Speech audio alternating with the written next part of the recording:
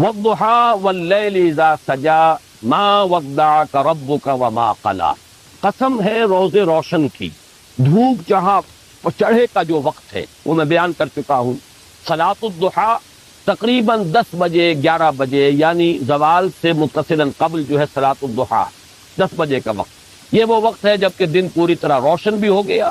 اور اس میں کچھ تمازت اور حدت جو ہے، حرارت اور گرمی بھی آ گئی، اور حرکت اور اس کے اندر تگو دو بھاگ دوڑ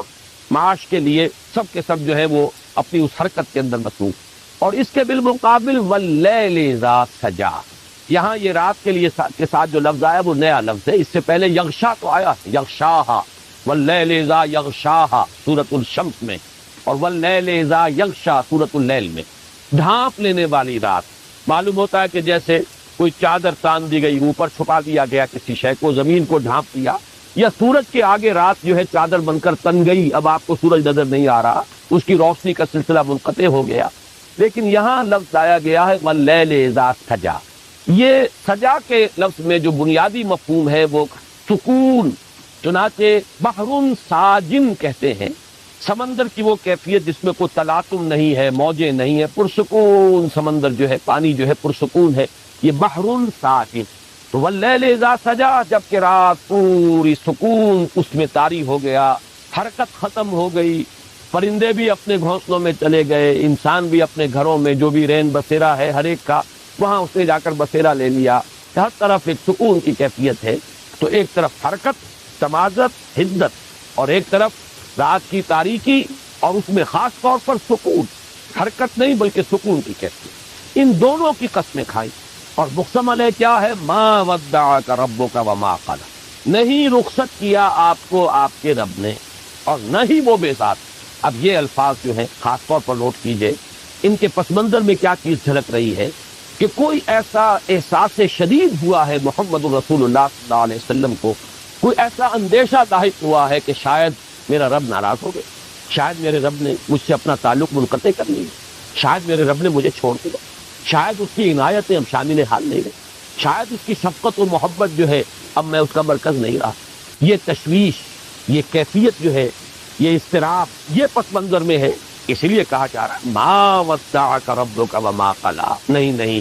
اے محمد صلی اللہ علیہ وسلم ایسا خیال اپنے قریب بتانے دیجیے،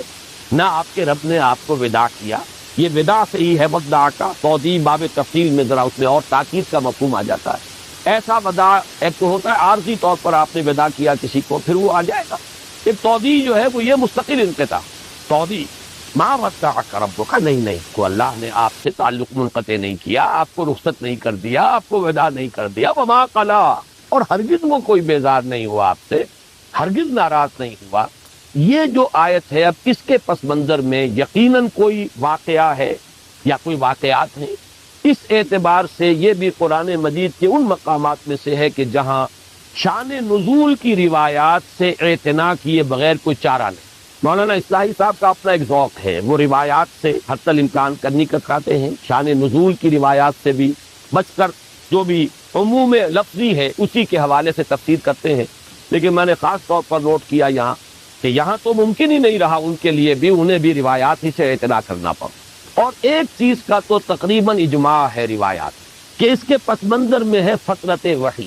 وحی کا سلسلہ منقطع، کوئی وقفہ آیا ہے، اور اس میں یہ کہ مختلف اوقات میں بھی وقفے آ سکتے ہیں، لیکن جو سب سے طویل وقفہ آیا ہے وہ بالکل آغاز میں آیا، اور یہ سورہ مدثر کے شروع میں بھی جب اس کا پس منظر بیان ہوتا ہے تو اس میں بھی یہ بات آتی ہے کہ حضور صلی اللہ علیہ وسلم پر بہت ہی وہ دن سخت گزرے ہیں فترت وحی کے، اس لیے کہ سورہ مزمل اور سورہ مدثر کے مابین کچھ فصل آ گیا، ایک وقت گزرا ہے، مدت گزری ہے کہ جس میں وحی کا سلسلہ منقطع ہے۔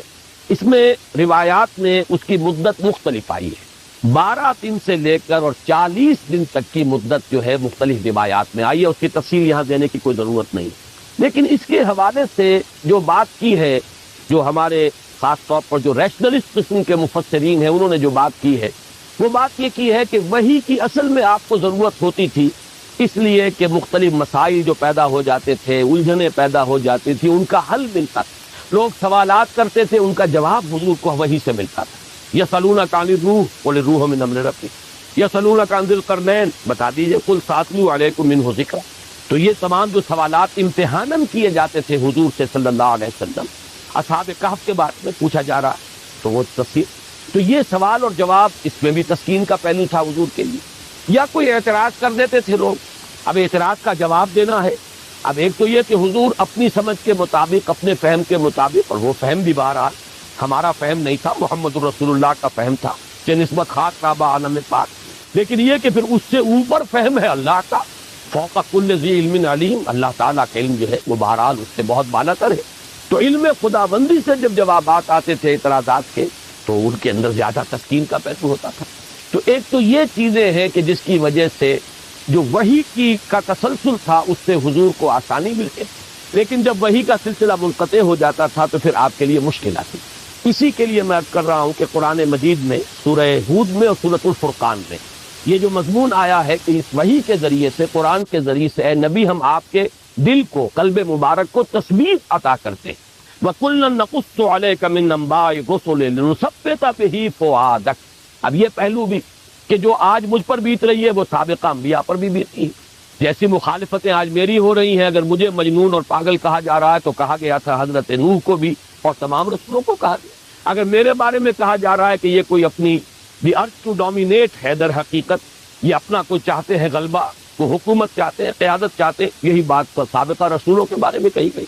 تو ان کے حالات جب آتے تھے تو اس سے بھی دل ٹھکتا تھا، جمتا تھا۔ پھر جب یہ معلوم ہو گیا کہ بالآخر وہ کامیاب ہوئے اور مخالفین ناکام ہو، اس سے بھی ایک دھارس بندھی کہ یہ ساری مخالفتیں ناکام ہو جائیں گی، بالآخر اللہ کا کلمہ سربلند ہوگا اور ہدایت کا نور پھیل جائے گا۔ تو وَكُلًّا نَقُصُّ عَلَيْكَ مِنْ أَنبَاءِ الرُّسُلِ لِنُثَبِّتَ بِهِ فُؤَادَكَ۔ بلکہ یہی بات جو سورۃ الفرقان میں آئی ہے وہ اس حوالے سے آئی ہے کہ لوگوں نے اعتراض کیا تھا، اگر یہ اللہ کا کلام ہے تو پورا کلام ایک دم کیوں نازل نہیں ہو جاتا؟ یہ تم تھوڑا تھوڑا کر کے قرآن ہمیں سناتے ہو، یہ تو بالکل ایسے ہے جیسے شاعر جو ہے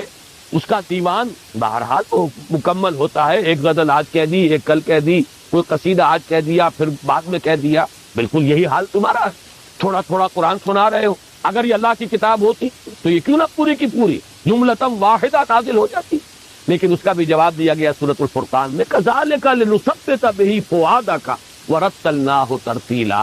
یہ اس لیے ہے کہ ہم آپ کے دل کو اس کے ذریعے سے تثبیت، دل کے لیے ثبات کا سامان کرنا چاہتے ہیں، اور چونکہ یہ ایک پیہم کی جد و جہد ہے جو آپ کو کرنی ہے اور مسلسل یہ رد و قضا جاری رہنی ہے، لہٰذا ایک ہی دم نہیں، جیسے جیسے حالات ہوں گے ویسے ویسے ہم آپ کی تثبیت قلبی کا سامان آپ کو اس وحی کے ذریعے سے دیتے چلے جائیں گے۔ تو یہ مضمون اپنی جگہ پر تو بہت مکمل ہے،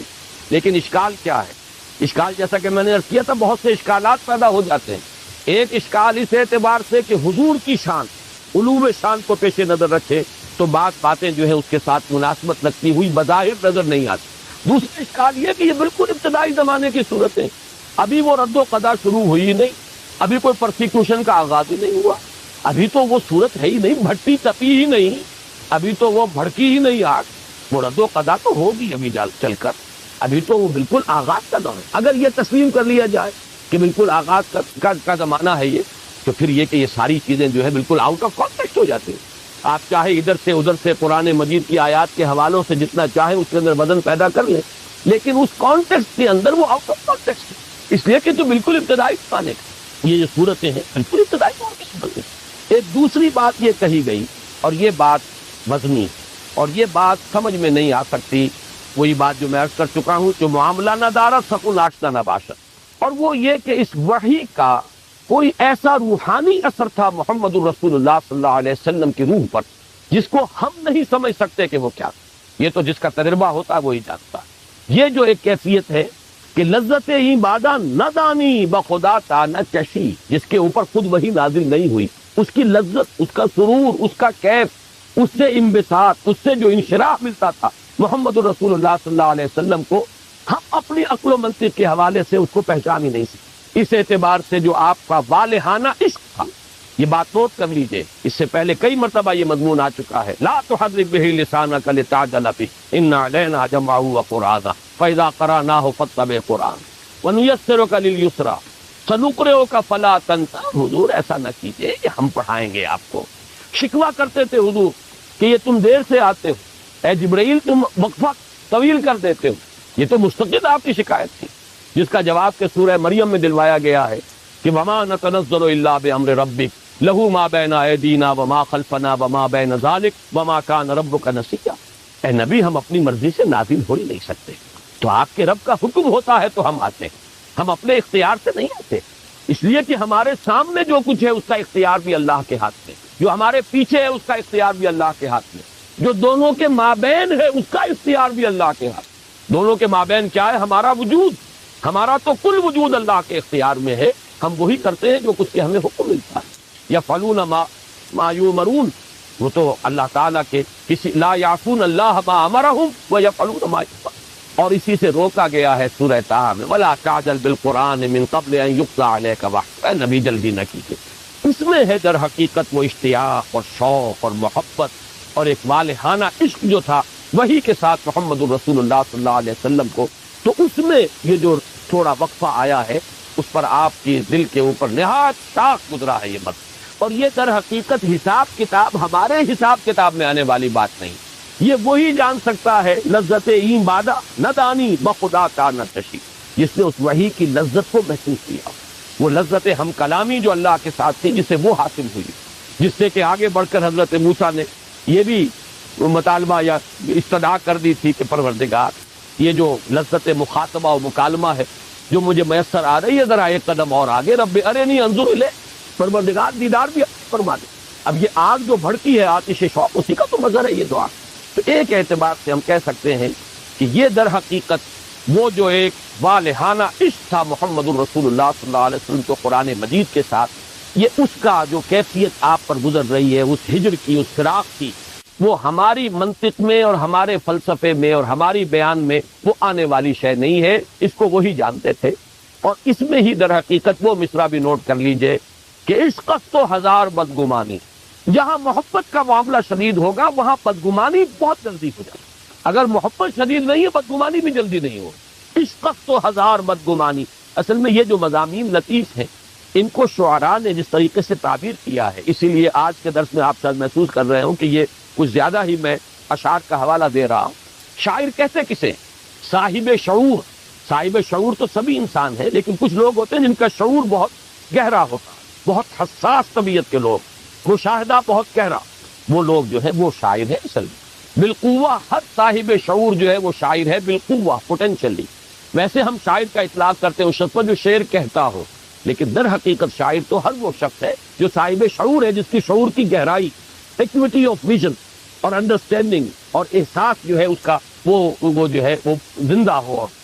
چاق و چوبند۔ اس اعتبار سے میں یہ ذرا آج جو ہے کچھ اشعار اور جو مصرے ہیں ان کی مدد لے رہا ہوں بات کو سمجھانے کے لیے کہ عشق تو ہزار بدگمانی ما ودعک ربک وما قلی، اے نبی قطعاً یہ بدگمانی آپ نہ کیجئے، یہ آپ کے اس محبت کی در حقیقت گہرائی اور والہانہ پن جو ہے یہ اس کا مظہر ہے کہ یہ تھوڑا سا وقفہ وحی کا آیا ہے اور آپ نے یہ محسوس کر لیا، یا آپ کو یہ اندیشہ ہو گیا کہ کہیں میرے رب نے مجھے چھوڑ تو نہیں دیا، کہیں میرے رب نے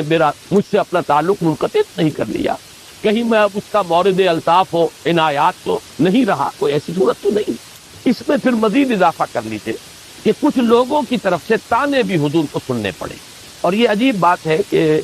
دو خواتین کے بارے میں بات آتی ہے، اگرچہ ان دونوں کا جذبہ بالکل مختلف ہے، لیکن یہ کہ بات تقریباً ایک ہی کہی۔ حضرت خدیجہ الکبریٰ رضی اللہ تعالی عنہا کا بھی یہ قول منقول ہے، اور یہ ابن جریر لائے ہیں، علامہ ابن جریر رحمۃ اللہ علیہ، حضرت شداد ابن عبداللہ رضی اللہ تعالی عنہ کہ حضرت خدیجہ نے یہ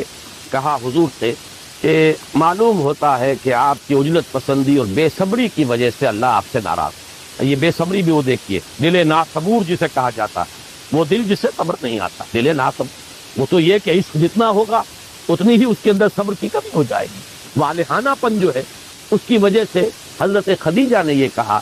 معلوم ہوتا ہے کہ اللہ آپ کی اس بے صبری، اور اب یہ میں الفاظ کوٹ کر رہا ہوں، ہم یہ لفظ استعمال نہیں کر سکتے حضور کے لیے، اس لیے میں نے حوالہ دے دیا علامہ ابن جریر طبری، اور وہ بھی اس کو شداد ابن عبداللہ رضی اللہ تعالی عنہ سے کوٹ کر رہے ہیں کہ آپ کی بے صبری کی وجہ سے اللہ تعالیٰ آپ سے ناراض ہو گئے۔ یہ الفاظ حضرت خدیجہ الکبریٰ نے کہے۔ دوسری طرف یہ تو ہے ہمدردی اور تعصب کے ساتھ، اظہار ہمدردی ہے، تعصب کے ساتھ ایک بات کہی جا رہی ہے، اور تان اور طنز کے انداز سے اور بڑی خوشی اور ابتہاج اور مسرت کا اظہار کرتے ہوئے ام جمیل جو آپ کی چچی تھی ابو لہب کی بیوی،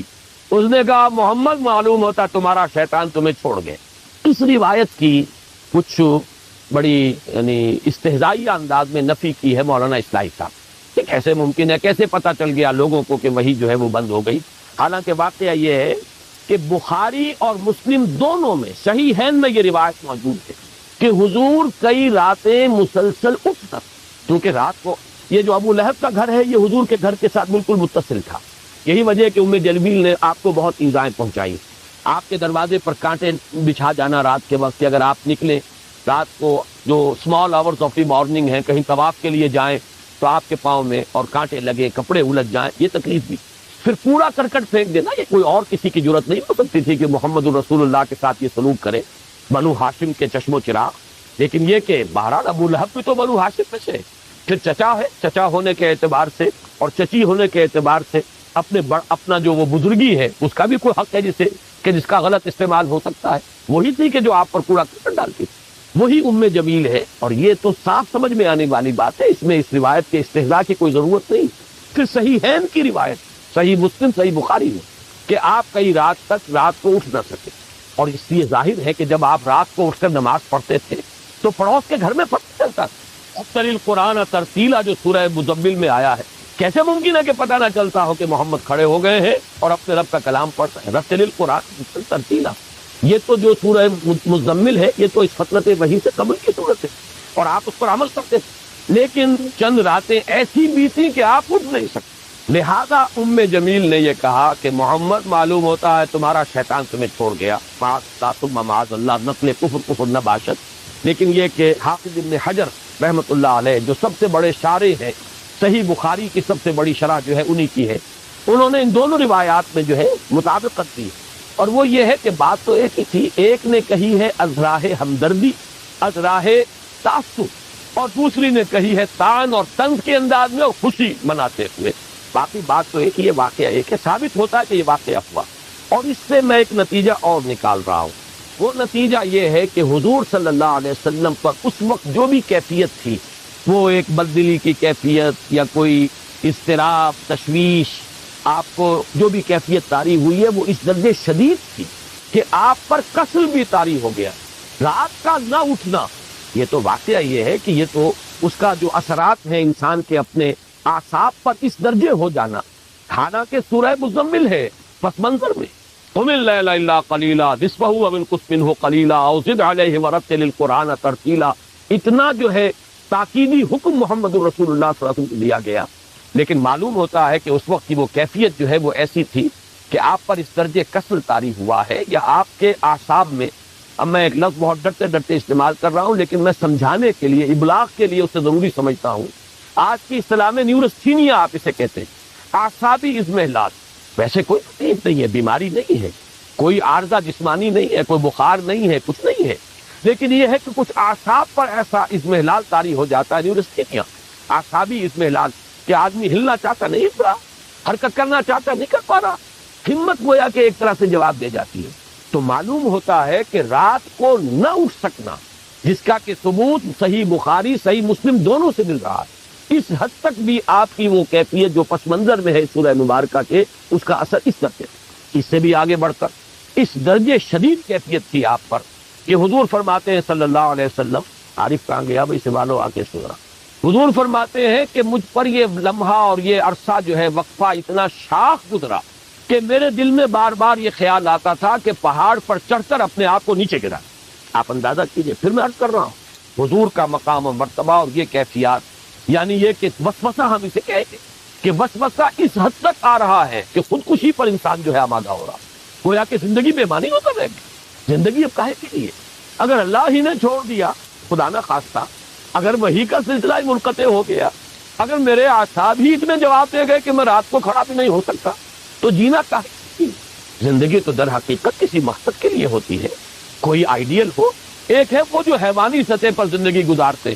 ان کے بارے میں میری جو تعبیر ہے وہ یہ ہے کہ جنہیں زندگی گزارتی ہے وہ زندگی کو نہیں گزارتے، زندگی انہیں گزارتی، وہ زندگی بسر نہیں کرتے، زندگی انہیں بسر کرتی، ان کا معاملہ اور ہے۔ لیکن ایک وہ جس کا زندگی میں کوئی آئیڈیل ہے، کوئی محبوب ہے، کوئی اعلیٰ نصب العین ہے، کوئی مطلوب ہے، تو اس کے لیے جو زندگی جو ہے اسی اپنے نصب العین سے عبارت ہو کر رہ جاتی۔ اگر اسی میں محسوس و تعطل ہے، اسی میں کوئی انقطاع کی صورت پیدا ہو گئی، اسی میں کوئی آگے بڑھنے کا راستہ نظر نہیں آ رہا، تو زندگی بیماری ہو جائے گی۔ یہ چیز بھی ثابت ہے اور بخاری سے ثابت ہے۔ میں یہ سارے حوالے خاص طور پر آج اس لیے آپ کو نوٹ کرا رہا ہوں کہ یہ معاملات بڑے نازک ہیں۔ حضور کا مقام و مرتبہ تو یہ تو نفس گم کردہ بھی آیت جنید و باید جا،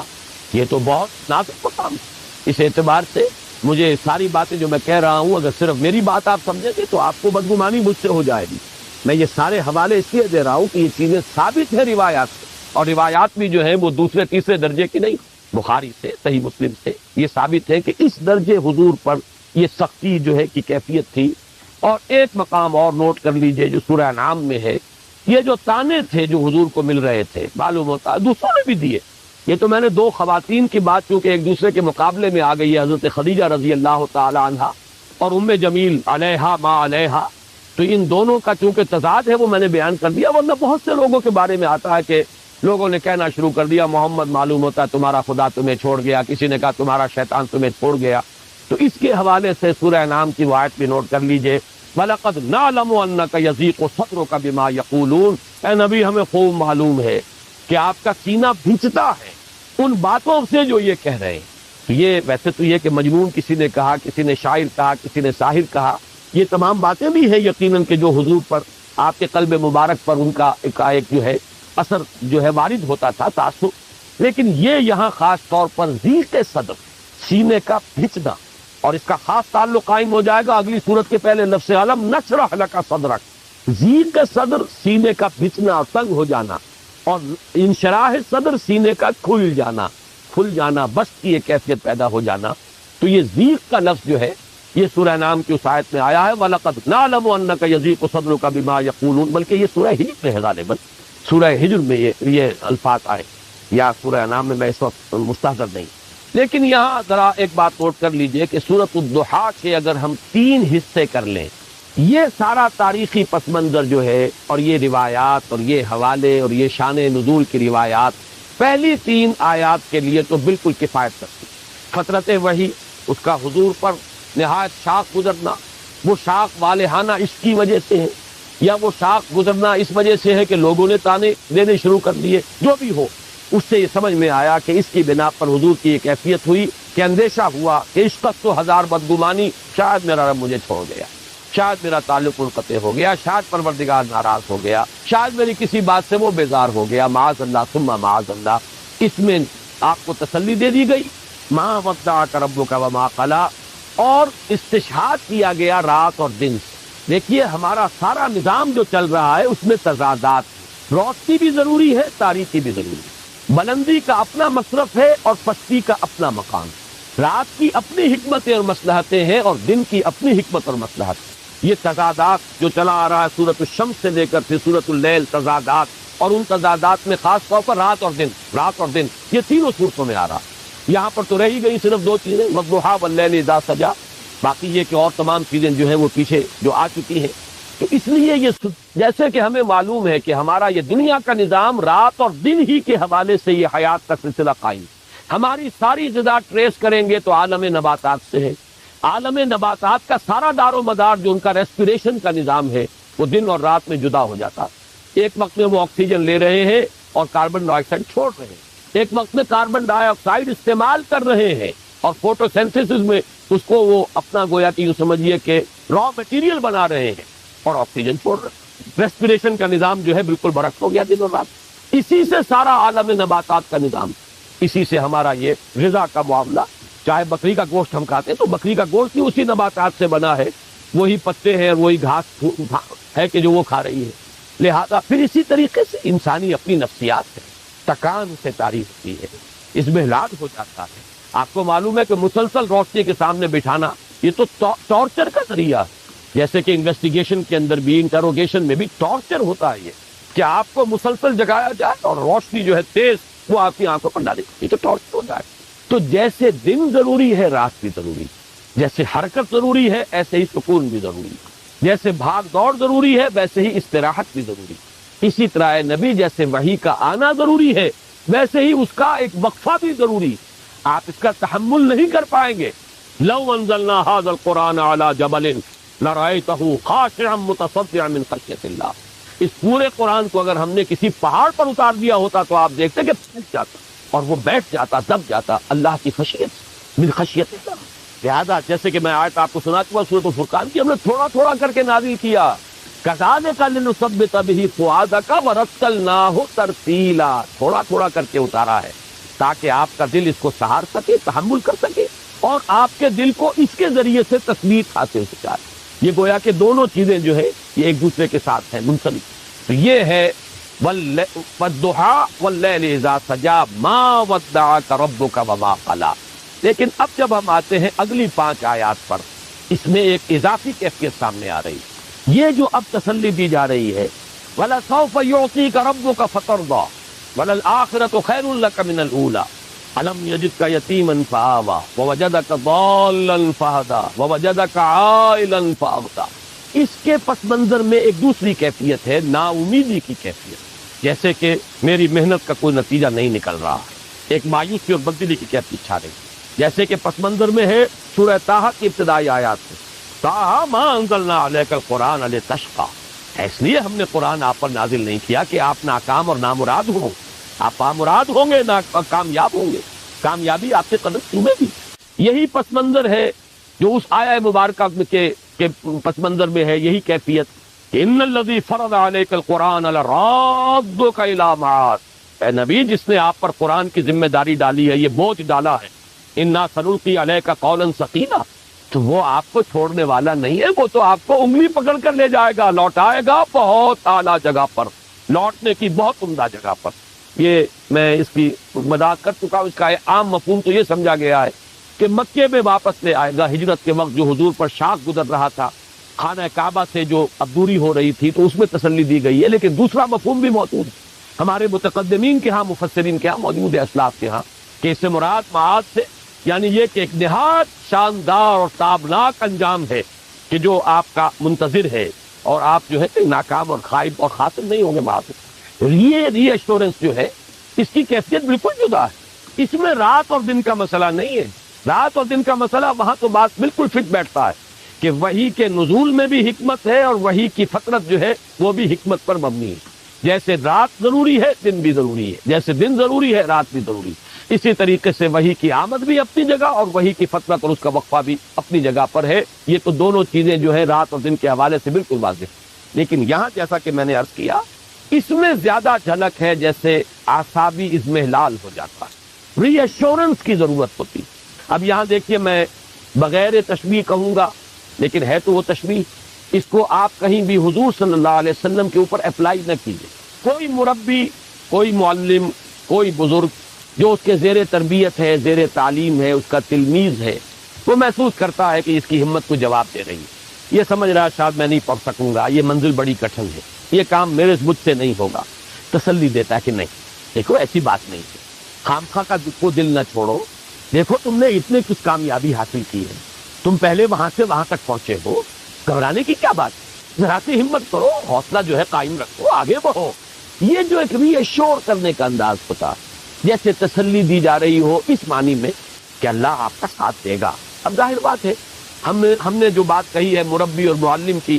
تو حضور صلی اللہ علیہ وسلم کو اگر ہم تلمیذ اور کسی کا شاگرد سمجھے تو وہ ذرا بات ہمارے قلب کے اوپر گراں گزرے گی. لیکن اگر ہم یہ سمجھیں کہ مربی اللہ ہے, آپ کا معلم اللہ ہے, مربی اللہ ہے, اس اعتبار سے رب رب وَإِن تَنَزَّلْ وَالْعَبْدُ عَبْدٌ وَإِن تَرَقَّى, وہ نسبت وہاں پر قائم رہے گی. تو یہ جو حوصلہ دینے کا انداز ہے اس کے پس منظر میں ہے اضمحلال, جس کو میں نے تعبیر کیا تھا جیسے کہ اعصاب کچھ جواب دے رہے ہیں, جیسے کہ ہمت کچھ بیٹھ رہی, جیسے کہ کمر جو ہے وہ کچھ کمزور پڑتی نظر آ رہی ہو, جیسے اگلی صورت میں آئے گا الذی انقض ظہرک, جس نے کہ آپ کی کمر وہ دوہرا کر دیا تھا یا کمر توڑ کر رکھ دی تھی. یہ میں اس کے وضاحت بعد میں کروں گا, اس کے لغوی معنی کیا ہے. لیکن یہ جو پس منظر ہے اس کو اگر آپ پہچان لیں کہ جس میں یہ ری ایشورنس دی جا رہی, اے نبی وَلَلْآخِرَةُ خَيْرٌ لَكَ مِنَ الْأُولَىٰ, بالکل مطمئن رہے, آپ کے لیے آخرت کہیں بہتر ہے پہلی سے. لفظی ترجمہ ہوگا آپ کے لیے پچھلی کہیں بہتر ہے پہلی سے، یہ لفظی ترجمہ ہو۔ اب اس کا ایک معنی تو یہ ہو سکتے ہیں کہ یہ مراد ہے آخرت، یعنی آخرت میں آپ کا مقام و مرتبہ بہت بلند ہوگا دنیا میں جو بھی آپ کا مقام اور مرتبہ ہے اس سے۔ اور اس کے لیے چونکہ سابقہ صورت میں بھی یہ الفاظ آئے وَإِنَّ لَنَا لَلْآخِرَةَ وَالْأُولَىٰ، ہمارے ہی اختیار میں ہے آخرت بھی اور اولا بھی، پچھلی زندگی بھی، آخرت کی زندگی بھی اور دنیا کی زندگی۔